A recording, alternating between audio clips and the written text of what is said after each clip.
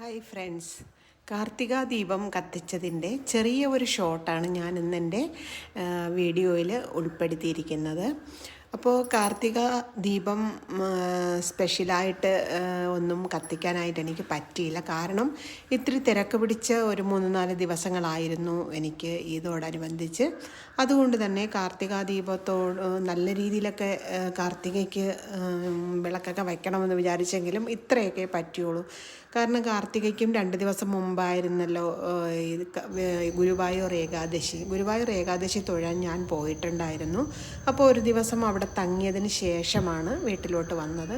പിന്നെ വന്ന് അടുത്ത ദിവസം കാർത്തികയും കൂടെ ആയത് കാരണം ഇത്രയൊക്കെ ചെയ്യാൻ പറ്റുള്ളൂ.